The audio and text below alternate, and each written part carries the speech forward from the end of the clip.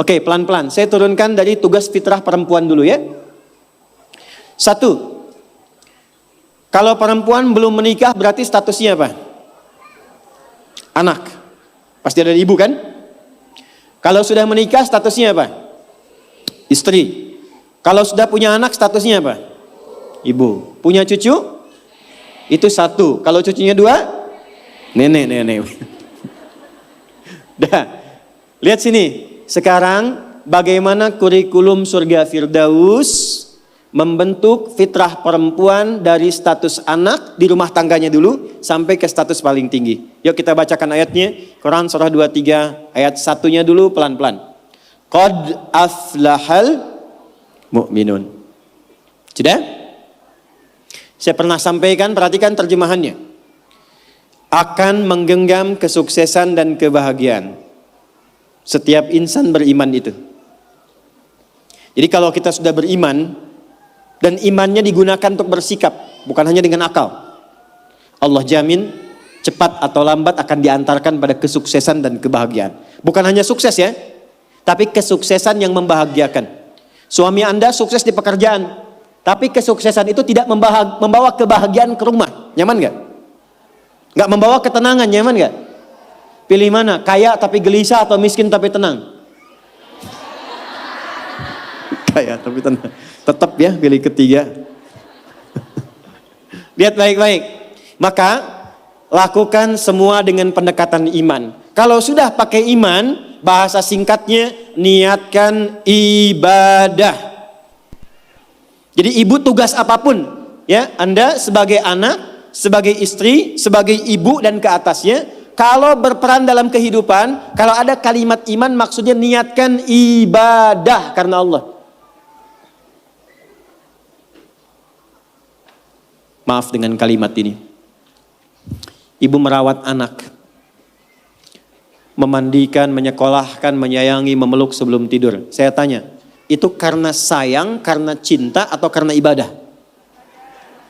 Masa? Kalau ibadah itu pasti karena Allah. Kalau iman pasti karena Allah. Alladzina yu'minuna bil ghaib. Ini ada saya lihat anak-anak nih ya. Ibu tuh merawat, menggendong, mendidik dan sebagainya kepada anak karena sayang atau karena Allah? Apa standarnya?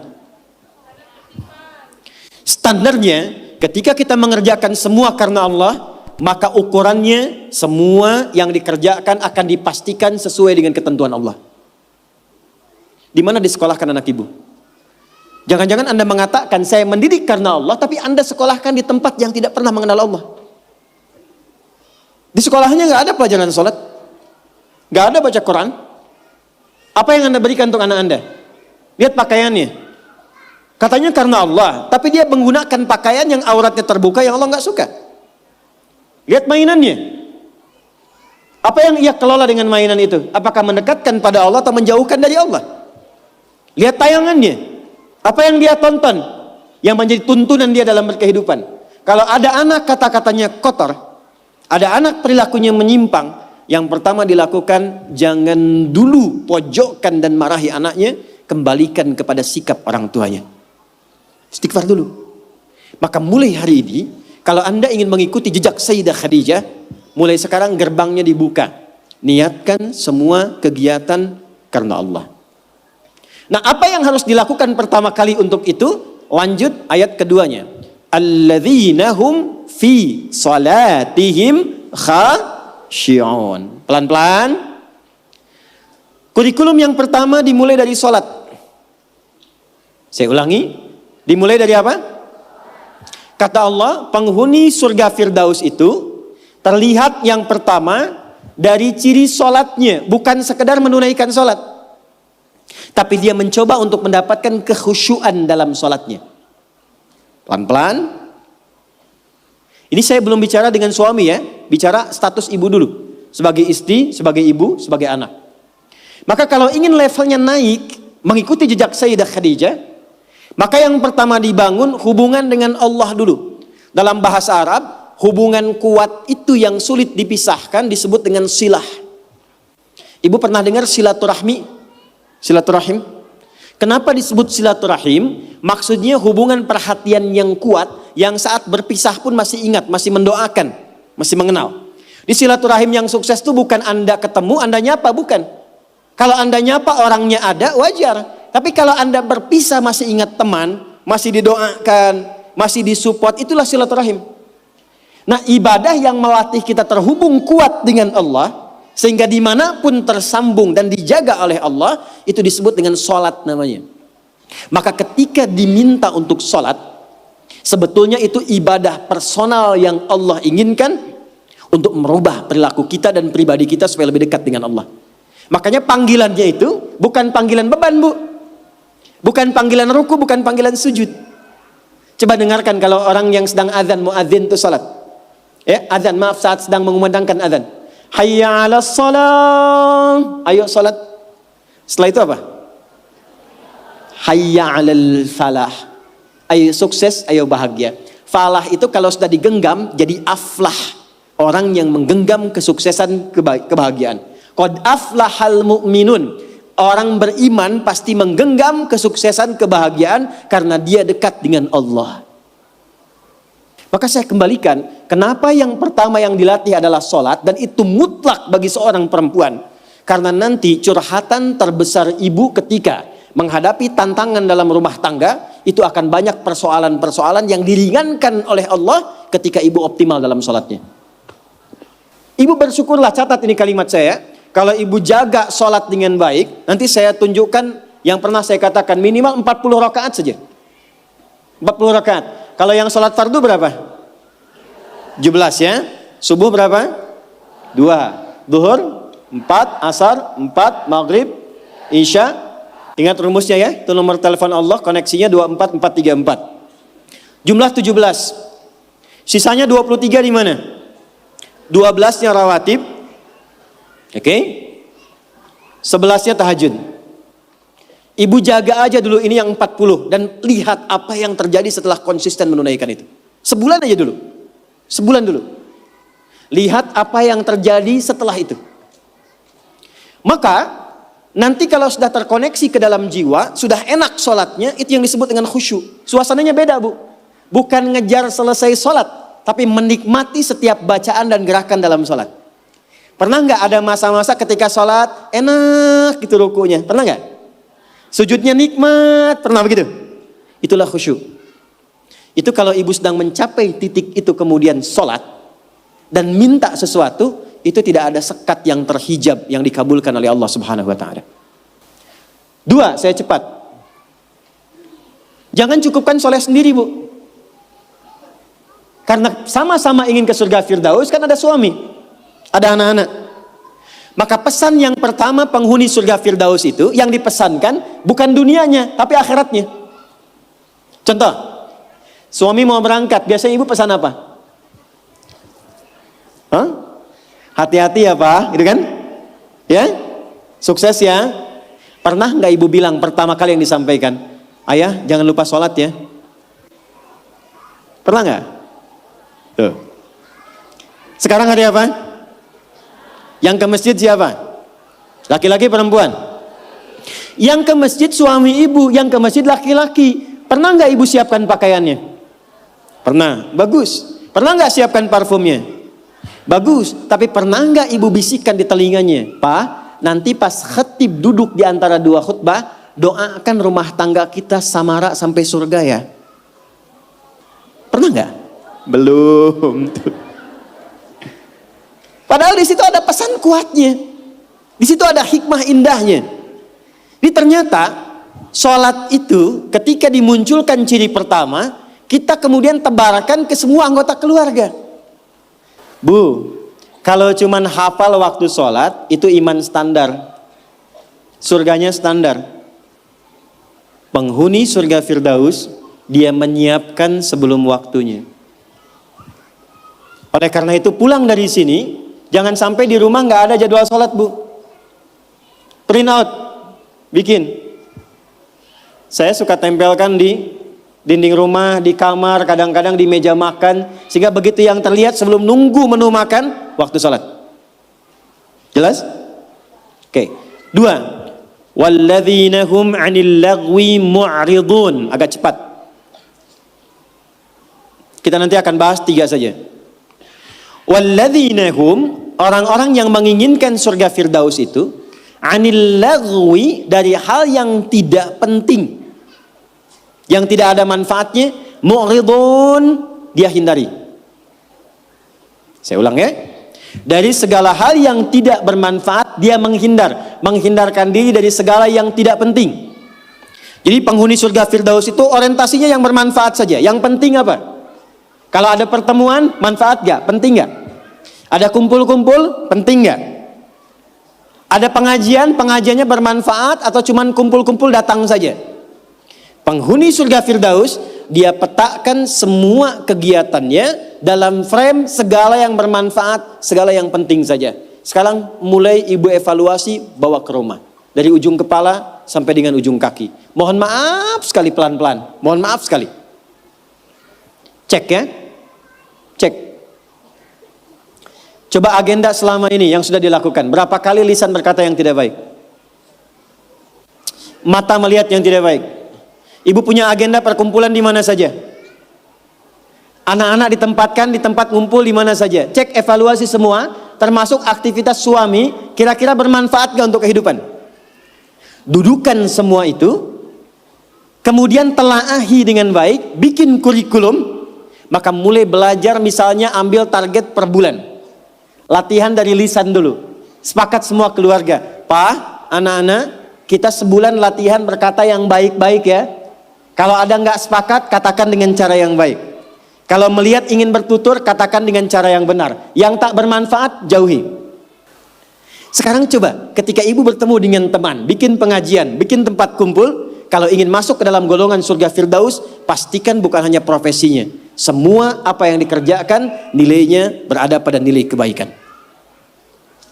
3, agak cepat. Walladzina hum lizzakati fa'ilun.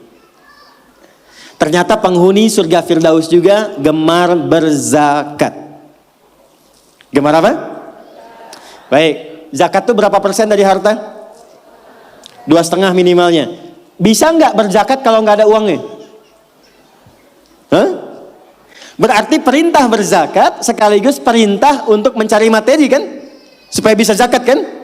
Makanya dalam Islam nggak dilarang. Silahkan suami mencari nafkah, bekerja, ibu punya bakat bisa jualan. Sayyidah Khadijah jualan nggak? Pedagang nggak? Sukses nggak? Bukan cuma sukses, sangat sukses. Hasilnya luar biasa. Nanti kita cerita. Tapi yang ingin saya katakan, ibu kalau sekarang bikin hijab face misalnya, ada yang bikin kerudung, bikin kue, bikin macam-macam, itu nggak dilarang, silahkan. Sepanjang tidak mengabaikan tugas pokok yang ada di rumah yang melekat kepada ibu. Silahkan. Tapi niatkan tujuannya untuk apa? Niatkan tujuannya untuk mengabdi kepada Allah supaya bisa zakat. Terakhir, kita gabungkan ketiganya. Saya ulang, kita gabungkan ketiganya. Uang sudah dapat. Awas ya, ini untuk pribadi dulu. Dibawa ke rumah. Ibu olah. Biasanya harta suami pun kan diberikan juga ke ibu ya. Sehingga ada adigio mengatakan, harta saya, harta suami, harta. Oke, sekarang bawa bu, pelan-pelan ya. Mohon maaf nanti dengan kata-kata saya ini, karena kita akan mencoba menata lebih baik. Dan jangan mengecilkan orang lain. Ibu bawa pulang ke rumah. Maka kebutuhan pokok pertama kan untuk pemenuhan kebutuhan dalam kehidupan rumah tangga. Tarik ke pribadi. 1, untuk pakaian misalnya. Karena kita sekarang menaikkan level seperti Sayyidah Khadijah. Berpakaian yang bukan hanya pantas, tapi Allah sukai dan menjadi support untuk suami. Maka perhatikan pakaiannya. Apakah cara berpakaiannya dan koleksi pakaian yang sudah dikumpulkan itu betul-betul menunjukkan pakaian yang disenangi oleh Allah? Contoh, perempuan berjilbab atau tidak? Saya ulang, berjilbab atau tidak syariatnya? Yang sudah berjilbab pertahankan, yang belum kita bantu, doakan, terangkan tentang keutamaan keistimewaan jilbab. Ternyata saking pentingnya jilbab itu, Bukan hanya di dunia, di alam kubur pun ketika meninggal, kain kafan perempuan ditambah satu. Yang laki-laki nggak punya. Apa itu? Kerudungnya. Saking pentingnya. Jadi ketika dalam kehidupan dunianya pun misalnya belum mengenakan sepenuhnya, itu saat pulangnya mesti dipakaikan kerudungnya dalam kafannya. Sebetulnya apa fungsi jilbab itu? Yuk, kita tarik dulu pelan-pelan. Buka Quran surah ke-33 Al-Ahzab ayat 59. Nanti setelah itu saya tarik kepada suami untuk mensupport. Surah ke-33 Al-Ahzab ayat 59. Ada ayatnya, ya ayyuhan nabiyyu qul li azwajika wa banatika wa nisa'il mu'minin. Ada? Yudnina min jalabibihinna. Dzalika adna an yu'rafna fala yu'dzain. Ada?